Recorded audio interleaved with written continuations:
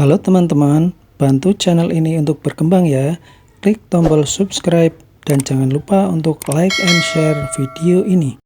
Terima kasih dan selamat mendengarkan.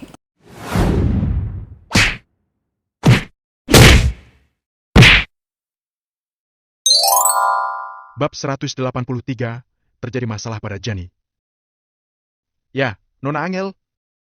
Saya yang melayani Anda saat terakhir kali Anda datang bersama Tuan Valentino. Apa Anda sudah lupa? Manajer bergegas maju dan berkata dengan sangat ramah. Akan tetapi, setelah manajer berjalan mendekat, dia pun sedikit ragu-ragu. Lagi pula, manajer hanya pernah bertemu dengan Angel sekali, jadi dia tidak terlalu mengingat penampilan Angel. Terlebih lagi, sikap Jenny dan Angel sedikit mirip, jadi manajer pun secara tidak sadar menganggap Jenny sebagai Angel. Apa Nona Angel yang kamu katakan itu, Angel Kusuma? Jenny tertegun sejenak, lalu bertanya setelah sadar. Iya, Anda siapanya Nona Angel? Manajer juga tertegun sejenak, setelah itu dia menyadari dirinya telah salah mengenali orang. Manajer pun merasa sedikit malu karenanya. Saat ini, beberapa teman sekelas Jenny juga tidak berkata-kata, mereka tidak mengerti apa yang sedang terjadi. Aku adiknya, Angel adalah kakakku. Jawab Jenny dengan jujur. Ah, ternyata Anda adiknya Nona Angel. Kebetulan Anda datang hari ini, kami punya produk baru di toko kami, silakan pilih sesuka Anda. Nona Angel tidak datang hari ini, Anda juga bisa memilih beberapa baju untuknya, kami memiliki ukuran badan Nona Angel di sini. Kata manajer dengan ramah. Jenny tercengang, begitu juga dengan teman-temannya.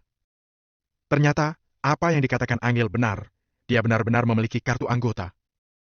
Sedangkan beberapa teman Jenny juga jadi percaya bahwa Jenny tidaklah berbohong sebelumnya. Kakaknya Jenny, Angel, memang memiliki kartu anggota di toko bermerek di kota Neo, selain itu tingkat keanggotaannya tidaklah rendah. Hanya saja, mereka tidak pernah berpikir mereka akan begitu kebetulan datang ke toko ini.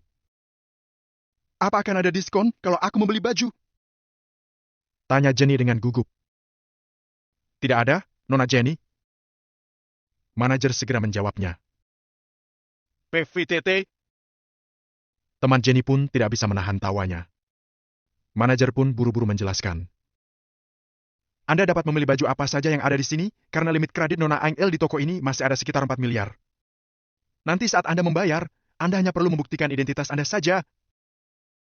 Setelah mengatakan ini, beberapa gadis termasuk Jenny pun melebarkan mata mereka, napas mereka jadi memburu.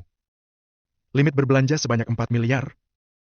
Dengan kata lain, Jenny bisa memilih apa saja. Nanti semua belanjaannya hanya perlu dikurangi dari limit kredit kartu anggota saja.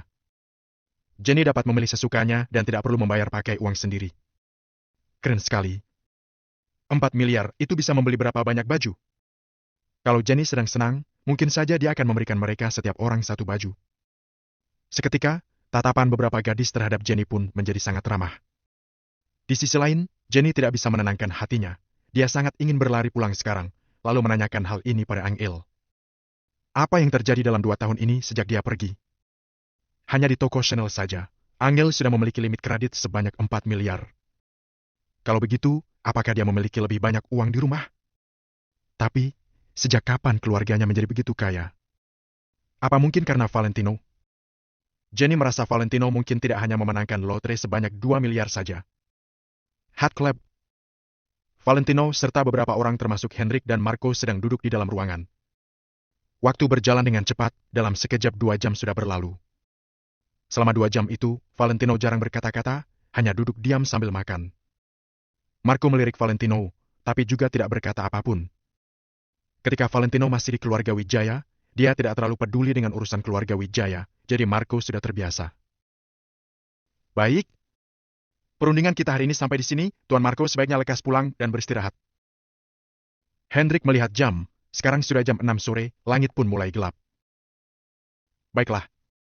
Mulai dari besok, aku akan menjadi rekan kerja dengan kalian semua, mohon bantuan kalian. Marco terkekeh, sebuah cahaya pun melintas di matanya. Mereka tentu saja tidak ingin menjadi rekan kerja dengan Marco, tapi mereka juga berdiri dan menyapa sopan Marco. Tuan muda Valentino, kalau begitu kita pulang dulu. Tanya Hendrik. Anggur hijau ini enak, tolong dibungkus. Valentino menunjuk buah anggur yang ada di atas meja. Anggur ini bulat jernih seperti kristal giok hijau, rasanya juga sangat manis dan enak. Bahkan orang seperti Valentino pun memuji kelezatan anggur ini. Barang bagus seperti ini, tentu saja dia ingin membawanya pulang untuk dicicipi Angel. Baik, Tuan Valentino. Hendrik sama sekali tidak berani mengabaikan perkataannya dan langsung menyuruh orang untuk membungkus anggur yang ada di atas meja itu. Ada juga camilan cantik yang belum disentuh siapapun, juga dibungkus untuk Valentino. Kalau Tuan Muda Valentino suka, kenapa tidak menyuruh orang untuk mengambil yang baru saja? Di dalam ucapan Marco samar-samar tersimpan sedikit nada congkak. Tuan Marco, semua barang ini diimpor dan dikirim melalui udara dari luar negeri, jumlahnya sangat langka. Kalau bukan karena aku memesannya terlebih dahulu, kita tidak akan bisa memakannya sama sekali. Kata Hendrik dengan datar. Marco tertegun, lalu tersenyum ceria dan tidak berkata lagi. Kamu urus Tuan Marco, aku akan pulang dulu. Setelah anggur dan camilannya siap dibungkus, Valentino mengulurkan tangannya mengambil beberapa kotak bungkusan itu, lalu pergi. Tuan Muda Valentino, aku akan mengantarmu. Hendrik hendak mengikutinya. Tapi, Valentino mengibas-ngibas tangannya, dia tidak membiarkan siapapun mengantarnya, lalu bergegas pergi sendirian.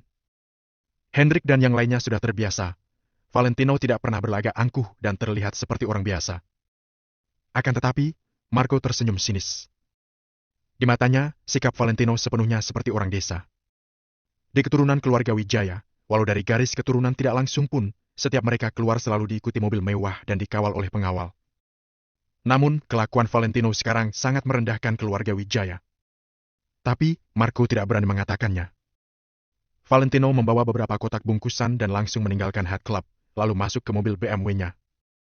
Dia berencana menelpon Angel dan membawanya melihat pemandangan malam kota Neo. Pemandangan malam di tepi danau kota Neo lumayan bagus. Valentino berpikir, pasti akan sangat menarik jika dia membawa Angel duduk di tepi danau sambil memakan anggur. Namun, saat Valentino ingin menelpon Angel, panggilan Angel sudah masuk terlebih dahulu. Valentino tercengang, dia buru-buru mengangkat teleponnya. Halo, Angel, ada apa? Valentino, kamu sekarang di mana? Nada bicara Angel terdengar sangat panik. Aku sekarang ada di luar. Jangan panik, ceritakan padaku apa yang telah terjadi. Hati Valentino menegang, kemudian buru-buru bertanya. Kamu cepat kembali, terjadi sesuatu pada Jenny. Kata Angel dengan sangat panik. Setelah mendengarnya, Valentino pun tercengang dan langsung menyalakan mobilnya sambil bertanya. Jangan panik, apa yang telah terjadi? Ceritakan padaku, aku akan pulang sekarang. Sambil berkata, mobil pun tiba-tiba berbalik dan menuju ke arah rumah Angel. Bab 184, Anggur Kristal. Jenny tadi pergi jalan-jalan bersama temannya, tapi dia ditabrak motor saat perjalanan pulang. Sekarang, dia sedang di rumah sakit. Kebetulan, aku juga mau pergi ke sana. Kamu langsung ke rumah sakit nomor 1 saja. Jawab Angel dengan buru-buru dan langsung menutup telepon. Tanpa basa-basi lagi, Valentino langsung bergegas melaju ke rumah sakit dengan kecepatan tinggi. Seharusnya dia tidak terluka parah. Batin Valentino. Lagi pula, dia hanya ditabrak motor. Syukurlah bukan ditabrak mobil, kalau tidak, entah bagaimana kondisinya sekarang. Walaupun Valentino tidak menyukai Jenny, tapi dia adalah adik Angel dan juga merupakan adiknya sendiri. Karena sekarang dia sedang terluka dan masuk rumah sakit, tentu saja Valentino harus menjenguknya. Mobil Valentino melaju dengan sangat cepat, dia tiba di gerbang rumah sakit hanya dalam kurun waktu kurang dari 20 menit. Begitu mobilnya diparkir, kebetulan dia melihat Mary dan Angel yang turun dari taksi dengan wajah cemas. Ketiganya tidak berbasa-basi lagi dan langsung berjalan masuk ke rumah sakit. Di dalam ruang rawat inap, Jenny yang sedikit pucat sedang berbaring di atas kasur. Tangannya diperban dengan erat. Serta, di dalam ruang rawat inap juga ada beberapa teman Jenny yang hadir. Jenny, tenang saja. Aku sudah meminta orang untuk mengecek kamera CCTV di persimpangan itu. Orang yang menabrakmu tidak akan bisa kabur begitu saja. Ujar seorang gadis dengan geram. Benar. Setelah kita menemukannya, kita akan meminta pertanggungjawaban darinya. Timpal orang di sebelahnya. Sudahlah, ayo hentikan pembahasan ini dulu. Selama kondisi Jenny baik-baik saja, itu sudah cukup. Feli mengernyit pelan. Setelah itu, Feli menoleh ke Jenny dan bertanya. Jenny, kenapa kamu bisa sampai ditabrak? Jarak jalan raya dan trotoar sangat jauh, kan? Saat itu, Jenny menjawab dengan tidak berdaya. Tadi, aku ke tepi jalan untuk memanggil taksi dengan beberapa belanjaan di tanganku. Tiba-tiba motor itu melaju ke arahku. Oh, syukurlah kamu tidak terluka parah. Lain kali kamu harus lebih berhati-hati. Feli menganggukkan kepalanya. Sebelumnya, aku sudah menyuruh Jenny untuk meminta kakak iparnya menjemputnya, tapi dia tidak mau. Kalau tidak, hal ini pasti tidak akan terjadi. Keluh seorang gadis. Benar. Jenny sudah lama tidak kembali ke kota Neo. Dia pasti tidak familiar dengan jalanannya. Kakak iparnya juga tidak datang menjemputnya. Sungguh menyebalkan. Dia punya kesibukan sendiri. Sebenarnya awalnya, aku berniat untuk meminjam mobilnya. Jelas Jenny. Jenny juga merasa sedikit jengkel. Perkataan teman-temannya benar. Andai saja Valentino menjemputnya, atau dia menyetir sendiri, hal ini pasti tidak akan terjadi. Pada akhirnya, ini semua karena Valentino tidak cukup mapan dan hanya punya satu mobil. Lihatlah Ellen, dia paling tidak punya 3 mobil. Saat ini, Jenny jadi merasa sedikit dendam pada Valentino setelah emosinya terpancing oleh perkataan teman sekitarnya. Jenny, ada apa denganmu? Apa kamu terluka parah? Tepat pada saat ini, terdengar sebuah suara yang cemas. Sekelompok orang itu menoleh dan melihat Ellen yang bergegas masuk dengan wajah cemas sambil menenteng beberapa barang. Para gadis itu segera memberi jalan untuk Ellen. Jenny, bagaimana ini bisa terjadi? Apa kamu terluka parah? Tanya Ellen dengan wajah cemas.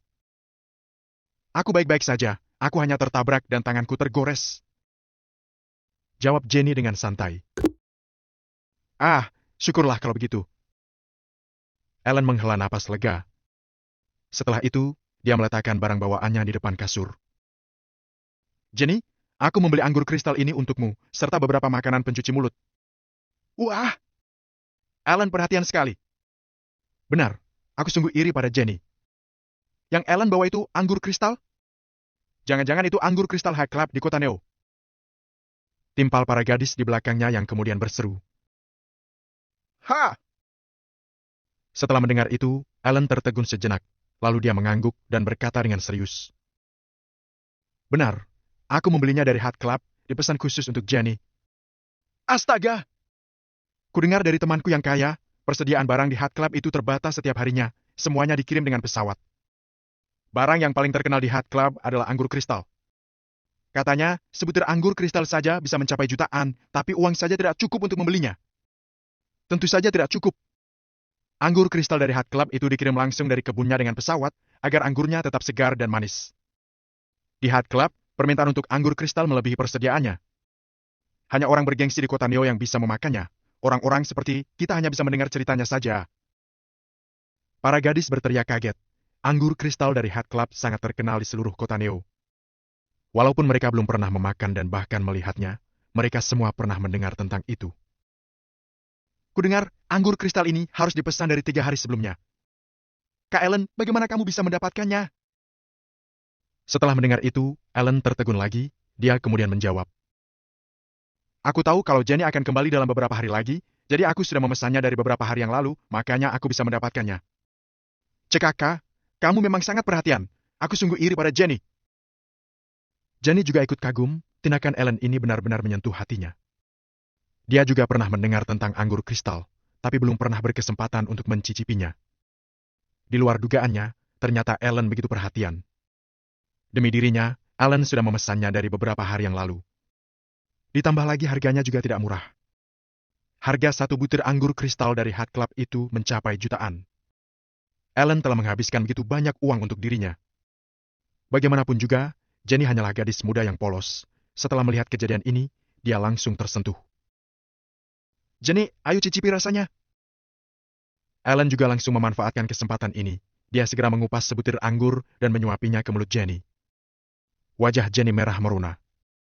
Namun pada akhirnya, dia tidak menolak dan membuka mulutnya, lalu memakan anggur itu. Kalau dulu, jangankan Ellen, Jenny bahkan akan langsung menolak pria manapun yang menyuapinya makan. Namun saat ini, Ellen memperlakukannya dengan begitu perhatian hingga membuat hatinya tersentuh. Oh, pacaran! Pacaran! Ejek para gadis di sekeliling, Feli juga memandang mereka dengan penuh kepuasan. Jenny adalah sahabatnya. Saat melihat Ellen begitu perhatian pada Jenny, Feli tentu juga ikut merasa senang untuk Jenny. Manis tidak? Tanya Ellen dengan lembut. Manis? Jawab Jenny dari lubuk hatinya yang terdalam. Apa Jenny di sini?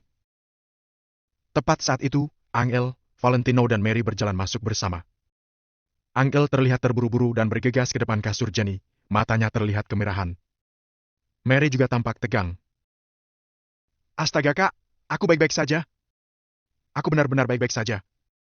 Lihat, aku hanya tergores sedikit. Jenny menggelengkan kepalanya dengan tidak berdaya, lalu mengangkat tangannya. Setelah melihat itu, Angel dan Mary baru tenang.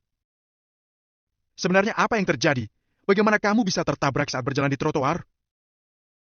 Tanya Mary dengan bingung.